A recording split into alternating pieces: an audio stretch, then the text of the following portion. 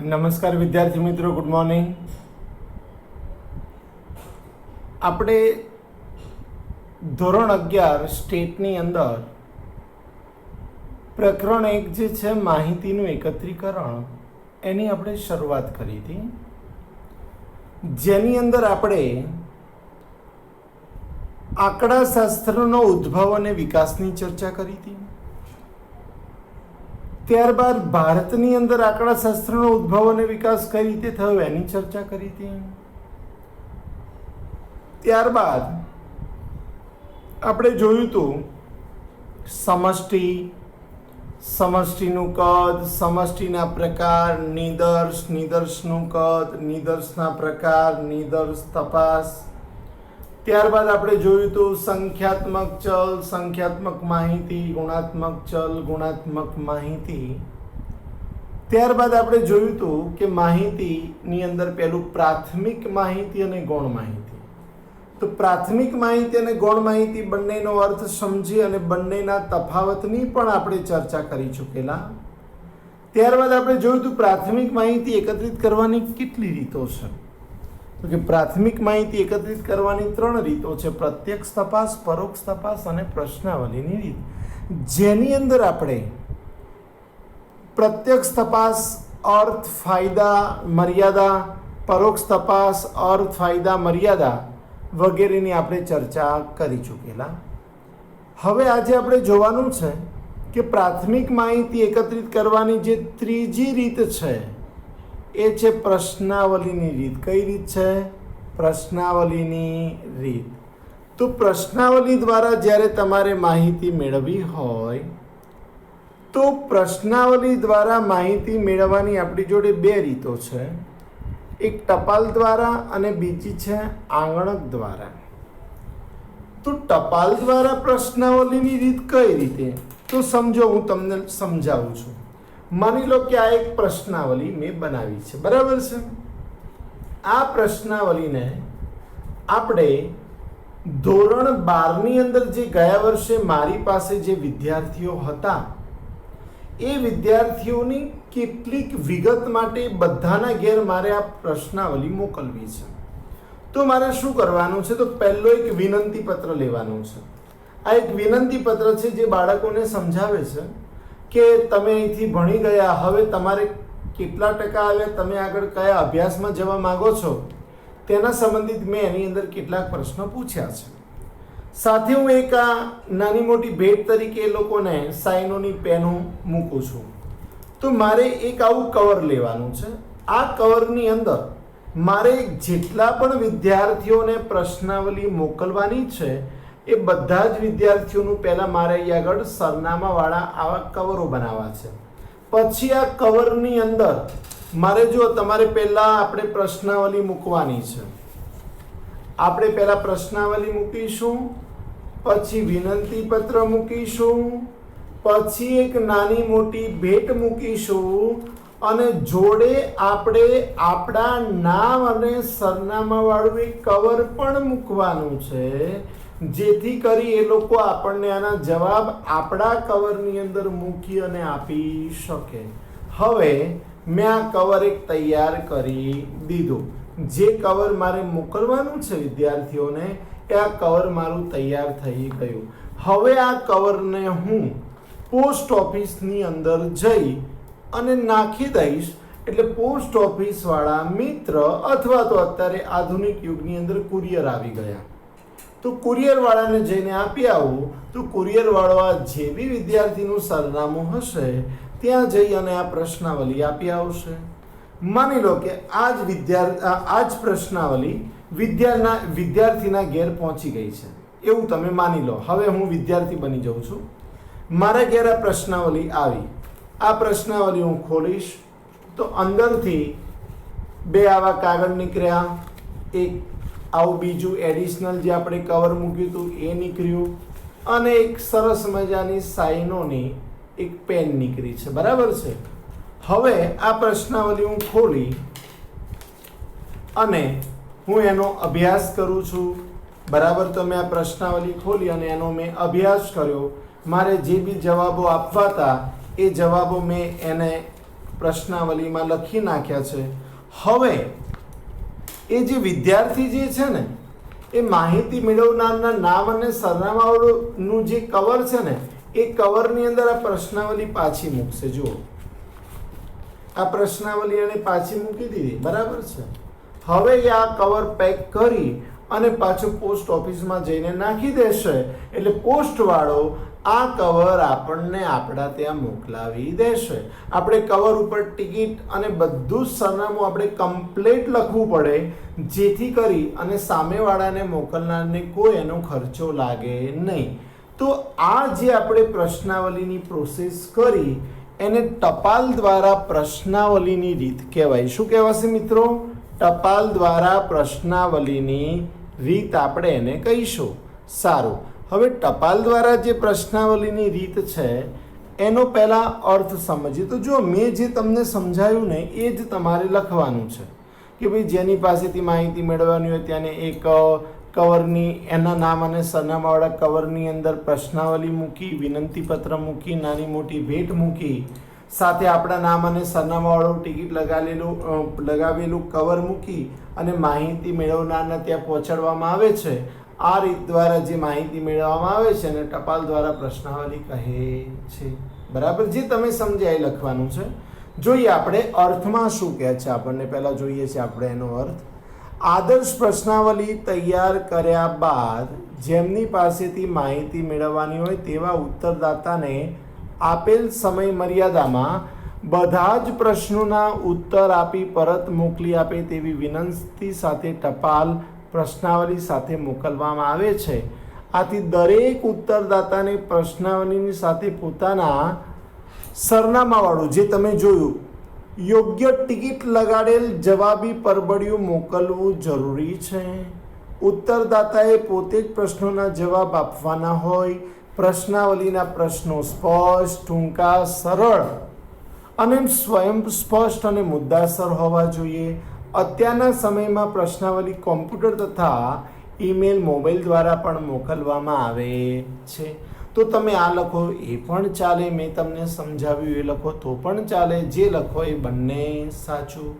સારું, હવે આપણે એ જોવાનું છે કે આ જે આપણે ટપાલ દ્વારા જે પ્રશ્નાવલીની રીત છે એના ફાયદા કયા છે અને એની મર્યાદા કઈ છે. તો એના લાભ અને મર્યાદાની આપણે ચર્ચા કરવાની છે. તો જોઈએ લાભ. સૌ પ્રથમ આપણે લાભની ચર્ચા કરીશું કે આ પદ્ધતિથી ફાયદા શું થાય. તો જુઓ તમે, મેં એક સંગાતે મારા 45 વિદ્યાર્થીઓને કવર મોકલી દીધા. હવે મારા વિદ્યાર્થીઓ તો એ લોકલ ના હતા, પણ માની લો કે કોઈ સીએની જે સંસ્થા છે એને તો આખા વર્લ્ડ વાઇડ હોય.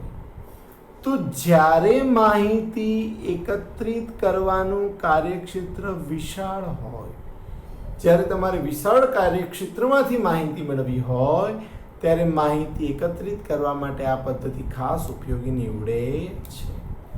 તો યાદ રાખજો, જ્યારે માહિતી એકત્રિત કરવાનું કાર્યક્ષેત્ર કેવું હોય? વિશાળ હોય. એટલું લખશો તો પણ ચાલશે. આ રીતે સરળ છે. જો આમાં કોઈ લાંબી મગજમારી છે નહીં. ઓછા ખર્ચે વધારે માહિતી મેળવી શકાય છે. માની લો કે કોઈ વિદ્યાર્થી આજથી 5-7 વર્ષ પહેલા અમારી જોડે ભણ્યો હોય અને અત્યારે ક્યાં છે, અત્યારે માની લો કે કોઈ કેનેડા હોય, કોઈ ઓસ્ટ્રેલિયા હોય, કોઈ લંડન હોય, કોઈ અમેરિકા હોય, તો એ અત્યારે ત્યાં શું કરે છે? તો અમારે તો માત્ર એને એક ટપાલ અને કવર જ લઈને મોકલવાનું ને એ જે બી કન્ટ્રીમાં હશે ત્યાંથી માહિતી અમને મોકલશે.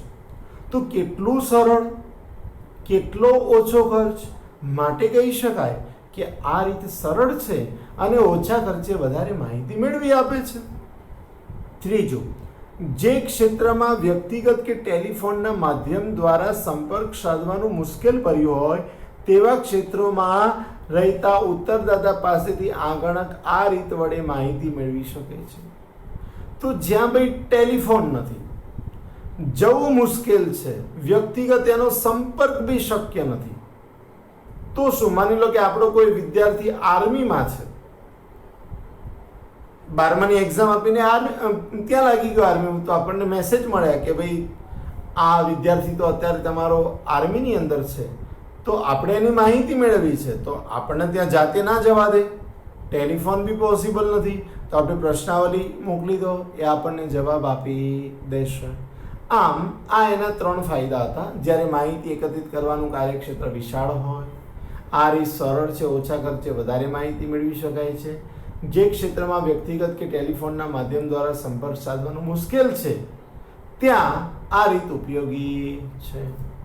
તો હવે વાત કરીએ એની મર્યાદાની, જેને આપણે ગેરલાભ કહીએ છીએ. ગેરલાભ કહો, મર્યાદા કહો, એ બધું એક જ. તો જુઓ આ રીતમાં શું થાય, તો જ્યારે ઉત્તરદાતા અશિક્ષિત હોય, આપણે કહીએ કાલે અક્ષર ભેંસ બરાબર, હે ને, જે લોકો ભણેલા ના હોય ને એ લોકોને કાળા અક્ષર એટલે ભેંસ બરાબર, કાળું જો એટલે કે આ તો ભેંસ કહેવાય કે બરાબર. તો જ્યારે ઉત્તરદાતા અશિક્ષિત હોય અને સહકારની ભાવના ધરાવતા ન હોય, એમને રસ જ નથી ભાઈ કોઈને માહિતી આપવામાં, તો આ રીત ઉપયોગી બનતી નથી. તો જ્યારે ઉત્તરદાતા અશિક્ષિત હોય અને સહકારની ભાવના ધરાવતા ન હોય ત્યારે આ રીત ઉપયોગી નીવડતી નથી. ક્યારેક ઉત્તરદાતા તરફથી મળેલ માહિતી ખોટી હોય છે અથવા અધૂરી કે જવાબ આપ્યા વગરની જ પ્રશ્નાવલી આગળકને પાછી મોકલી આપે છે.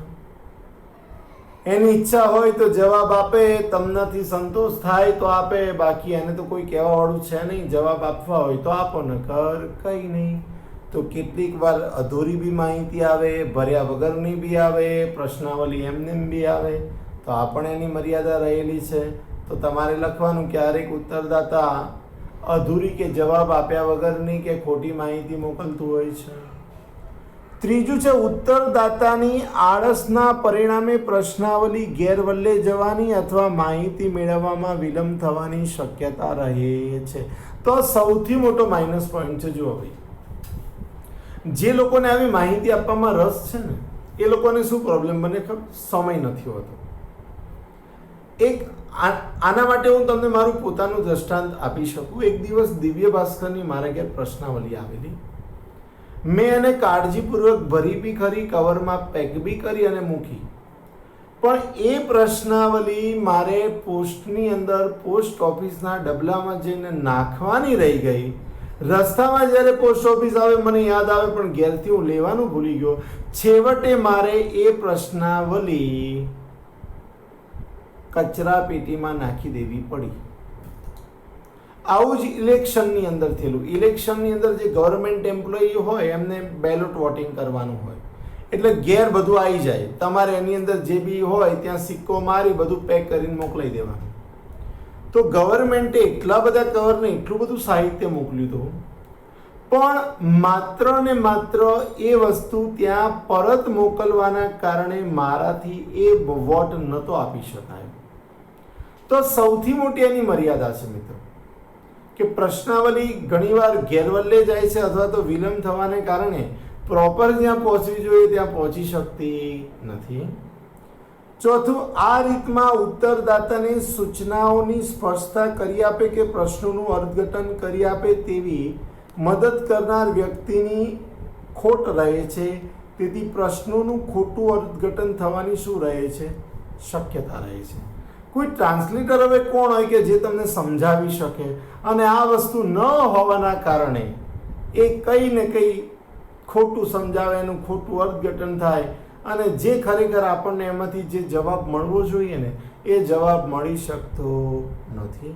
તો મિત્રો, આ જે આપણે વાત કરી એ હતી ટપાલ દ્વારા પ્રશ્નાવલીની રીત. તો ટપાલ દ્વારા પ્રશ્નાવલીની રીતનો અર્થ એણે જે તમને આપ્યો છે એ જ લખવાનો છે, જે એણે લાભ આપ્યા છે એ જ લખવાના છે, અને એણે જે ગેરલાભ આપ્યા એ જ લખવાના છે. તો બીજી પદ્ધતિ કઈ? તો કે બીજી પદ્ધતિ છે આંગણક દ્વારા પ્રશ્નાવલી. તો કે આંગણક દ્વારા પ્રશ્નાવલી એટલે શું? તો કે ભાઈ આની અંદર શું છે? તો કે પ્રશ્નાવલી લઈને કોઈ માણસ પોતે જ જાય છે. માણસ જાય છે અને એક પ્રકારની પ્રત્યક્ષ તપાસ જ કહેવાય. પણ પ્રત્યક્ષ તપાસમાં શું, પેલો જઈ અને એની જે રીતે ઈચ્છા થાય એ રીતે સવાલ પૂછે. જ્યારે પ્રશ્નાવલીની અંદર આંગણકમાં શું હોય કે આંગણકને પ્રશ્નાવલીના જે પ્રશ્નો હોય એ જ સિક્વન્સમાં પૂછવાના હોય, બીજો એમાં કોઈ વધારે ફરક પડતો છે નહીં. તો કે આંગણક દ્વારા જ્યારે પ્રશ્નાવલીની વાત કરીએ તો તમારે સમજી લેવાનું, પ્રત્યક્ષ તપાસનો અર્થ ફાયદા મર્યાદા પૂછાય, કે આંગણક દ્વારા પ્રશ્નાવલીની રીતના અર્થ ફાયદા મર્યાદા પૂછાય બંને એક, ખાલી વચ્ચે પ્રશ્નાવલી શબ્દ મૂકી દેવાનું છે, બાકી બંનેનું ઇક્વલ જ આવે. તો સૌ પ્રથમ આપણે એનો જોઈએ છે અર્થ જોઈએ છે. તો અર્થની વાત કરીએ આપણે તો આ રીતમાં આંગણકો પોતે ઉત્તરદાતાને રૂબરૂ મળે છે અને પ્રશ્નોના જવાબ મેળવે છે. પ્રશ્નાવલીમાં પ્રશ્નોના જવાબ આંગણક પોતે પોતાના હસ્તાક્ષર દ્વારા લખે છે. આમ અગાઉની રીત અને આ રીતમાં તફાવત એ છે કે અગાઉની રીતમાં ઉત્તરદાતાને પ્રશ્ન ટપાલ દ્વારા મોકલવામાં આવે છે, જ્યારે આ રીતમાં આંગણક પોતે જ પ્રશ્નાવલી લઈને જાય છે અને ઉત્તરદાતાને રૂબરૂ મળે છે. અહીંયા આંગણકો ઉત્સાહી, વિનયી, પ્રામાણિક અને તેમના કાર્યમાં કુશળ હોવા જોઈએ, જેથી કરીને ઉત્તરદાતાને પ્રશ્નોને અનુરૂપ અને પૂરક જાણકારી પૂરી પાડીને પ્રશ્નોના સાચા જવાબ મેળવી શકે. તો પ્રશ્નાવલી લઈને આંગણક જાય છે. આંગણક પોતે સવાલ વાંચે, પોતે પૂછે, સામેવાળો વ્યક્તિ જવાબ આપે. જો આંગણક હોશિયાર હોય, ઉત્સાહી હોય, કુશળ હોય, વિનયી હોય, પ્રમાણિક હોય તો સામેવાળી વ્યક્તિ જોડે સારા સંબંધ બનાવી સારી રીતે વાતચીત કરી કેટલાક પૂરક પ્રશ્નો પૂછીને પણ એ લોકો માહિતી મેળવતા હોય છે. આંગણકને ઉત્તરદાતા સાથે કોઈ પણ જાતના બિનજરૂરી વિવાદમાં ન ઉતરવા કે તેની માનહાનિ ન થાય તેવી તકેદારી રાખી મિત્રતાભર્યું વાતાવરણ સર્જવા સૂચના આપવામાં આવે છે. બરાબર. તો તમને કદાચ પૂછે કે ભાઈ આંગણક દ્વારા પ્રશ્નાવલી એટલે શું, તો કે જે રીતની અંદર આંગણક પ્રશ્નાવલી લઈ માહિતી મેળવનાર જોડે જાય છે, પ્રશ્નાવલીના પ્રશ્નો પૂછી માહિતી મેળવે તેને આંગણક દ્વારા પ્રશ્નાવલીની રીત કહે છે. બરાબર. પેલામાં બી હતું કે આ રીતમાં કોઈ માહિતી આપણને કોઈ શંકા, વેમ, તકલીફ, મૂંઝવણ હોય તો દૂર કરી શકાય છે. આના લાભની વાત કરીએ આપણે તો પહેલો લાભ છે યોગ્ય આંગણકોની પસંદગી કરીને ઉત્તરદાતા પાસેથી પૂરી, સાચી અને વધારે માહિતી. તો પેલામાં બી એવું હતું, જો તમે પૂરક પ્રશ્નો પૂછ્યો અને કેટલીક વધારે માહિતી મેળવી શકો. પેલામાં એટલે શું હતું કે પ્રત્યક્ષ તપાસના લાભ લખી દો ચાલે, બંને એક જ છે. જ્યારે ઉત્તરદાતા અશિક્ષિત અથવા સહકાર આપે તેવા ન હોય ત્યારે ઉત્તરદાતાને યોગ્ય ખુલાસો આપી તે યોગ્ય માહિતી મેળવી શકે છે અને સમજાવે કે ભાઈ આ આવું છે માટે અમે આ માહિતી મેળવી રહ્યા છીએ. એને સમજાઈ, પટાઈ, ફોસલાઈ જે બી આપણે કહીએ પણ એ જવાબ લઈ આવે છે. પ્રશ્નાવલી પોતે જ જાય છે એટલે પ્રશ્નાવલી ઘેરવલ લઈ જવી એટલે શું, તો કે મોકલવાની હોય 10 નંબરમાં જતી રહે 100 નંબરમાં, કાં તો કોઈ બીજી સોસાયટીમાં જાય, કાં તો એનો કોઈ પતો જ ના લાગે, એને ઘેરવલ્લે કહેવાય. તો પ્રશ્નાવલી ઘેરવલ્લે જવાનું કે પ્રશ્નાવલીના પ્રશ્નોની અધૂરી માહિતી મળવાનો પ્રશ્ન ઉપસ્થિત થાય છે. ઉપસ્થિત થતો નથી, કારણ કે પેલો ભાઈ જાતે જ પ્રશ્નો લઈને જાય છે, જાતે જ ભરીને લાવે છે. એટલે ઘેરવલ્લે કે એવું કંઈ અધૂરી માહિતી એવું કંઈ શક્ય છે નહીં. માહિતી મળે તો પૂરી મળે, બાકી મળતી નથી. મેળવેલ માહિતી વધારે વિશ્વસનીય હોય. તો પેલામાં બી હતું કે પ્રત્યક્ષ તપાસ દ્વારા જે માહિતી મેળવે છે એ વિશ્વસનીય હોય છે. મતલબ કે પ્રત્યક્ષ તપાસના જ લાભ તમને આપવામાં આવ્યા છે એવું આપણે કહીએ તો પણ ચાલે. એના ગેરલાભની વાત કરીએ તો કે એના ગેરલાભ કયા છે ભાઈ, તો કે કોના, તો કે ટપાલ દ્વારા આંગણક દ્વારા. તો કેટલીક વખત પૂરતા પ્રમાણમાં નિષ્ણાત આંગણકો મેળવવાનું એકદમ મુશ્કેલ બની જાય છે. આપણે ભારત સરકાર વસ્તી ગણતરી કરે છે ને, બધા સરકારી કર્મચારીઓને, એ બી સરકારી કર્મચારીઓને, પ્રાઇવેટ સ્કૂલવાળા શિક્ષકોને આ કામગીરી આપી દે છે. કારણ કે આખા ભારત દેશની અંદર વસ્તી કરવા માટે માણસો, નિષ્ણાતો લાવવા ક્યાંથી? તો સૌથી મોટો પ્રશ્ન એમના માટે બને છે કે આટલો મોટો માસ એમની જોડે હોતો નથી. મોટી સંખ્યામાં નિમાયેલ આંગણકોને લીધે તેમને ચૂકવવામાં આવતું મહેનતાણું તપાસના કુલ ખર્ચમાં વધારો કરે છે. આથી અમને યાદ છે કે જે લાસ્ટ ટાઈમ 2011માં જે વસ્તી ગણતરી કરી હતી ને, તો એક શિક્ષકના ભાગમાં 25,000 આવેલા. તો વસ્તી ગણતરી પાછળ દર 10 વર્ષે સરકાર કરોડો રૂપિયાનો ખર્ચો કરે છે. તો આ એક સૌથી મોટી આપણી મર્યાદા ગણી શકાતી હોય છે. નેક્સ્ટ પોઈન્ટ છે તપાસ માટેના બિન તાલીમબદ્ધ આંગણકોને તાલીમ આપવાનું કાર્ય ખૂબ જ મુશ્કેલ ભર્યું છે.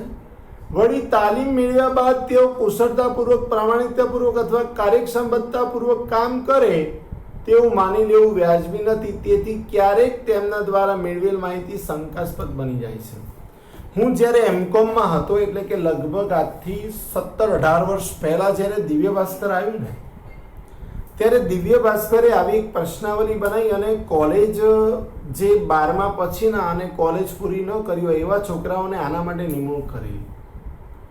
બ્લુ કલરની ટી શર્ટ આપી હતી, થેલા આપેલા અને પ્રશ્નાવલી આપી હતી અને ઘેર ઘેર એમને ફરવાનું હતું અને માહિતી મેળવવાની હતી. તો આ લોકો શું કરતા, તો ત્યારે હું એમકોમમાં હતો ત્યારે બાપુનગર મિત્ર અને બે એક બાપુનગરના ગાર્ડનમાં વાંચવા જતા. તો ત્યાં આગળ બધા લોકો ભેગા થઈ અને શું કરે, તો કોઈ વ્યક્તિ 10 ફોર્મ ભરી લાવ્યો હોય તો એ જ માહિતી પેલામાં કોપી પેસ્ટ કરે. પપ્પાનું નામ પાછળ હોય તો આગળ લઈ આવે. મૂળ બાપને બેટા બનાવવાના અને બેટાને બાપ બનાવવાનો, નામ આગળ પાછળ કરી અને માહિતી ભરી લેવાની. તો જુઓ, જ્યારે આ રીતે એ લોકો કાર્યક્ષમતાપૂર્વક કામ ન કરવા માંગતા હોય અથવા તો આળસ કે કંટાળો કે જે બી ગણો, તો ઘણીવાર આ રીતે બી માહિતી એ લોકો મેળવતા હોય છે. તો આ બી એક મર્યાદા છે.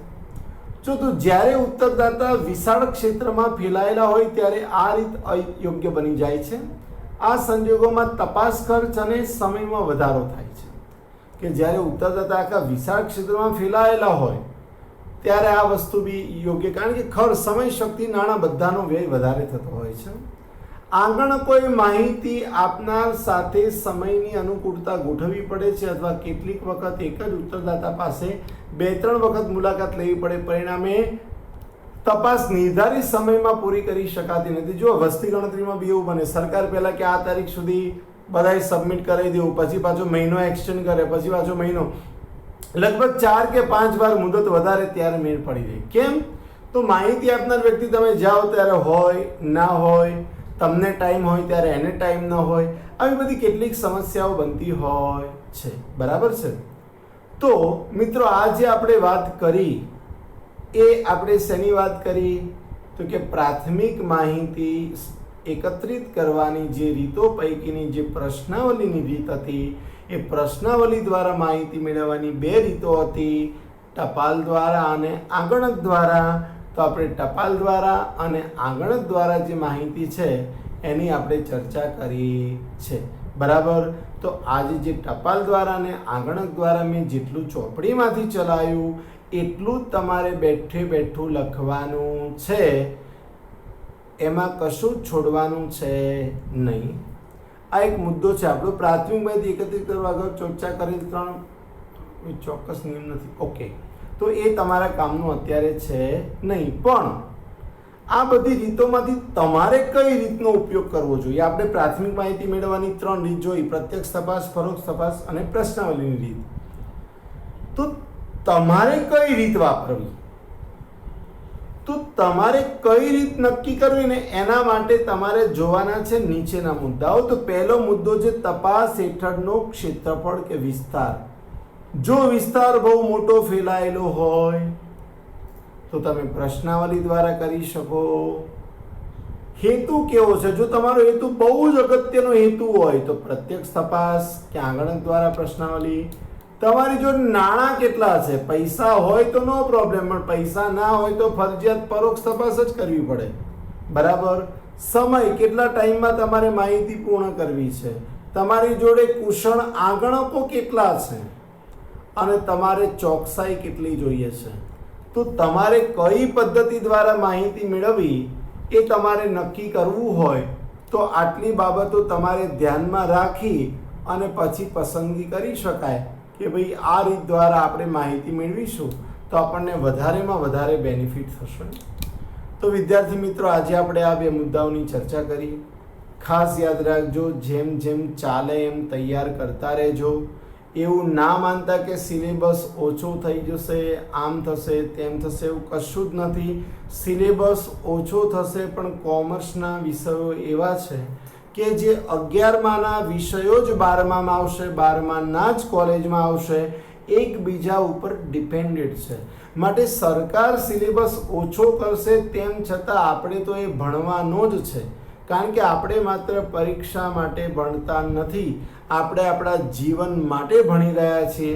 માટે થોડી પણ આળસ કર્યા વગર સ્કૂલ ન જવાનો જે તમારી જોડે સમય વધ્યો છે એનો પૂરેપૂરો ઉપયોગ કરજો. બધાને ગુડ નાઇટ. આવજો, મળીએ. અને આ હોમવર્ક લખી અને તમારે મને વોટ્સઅપ ફરજિયાત કરી દેવાનું રહેશે.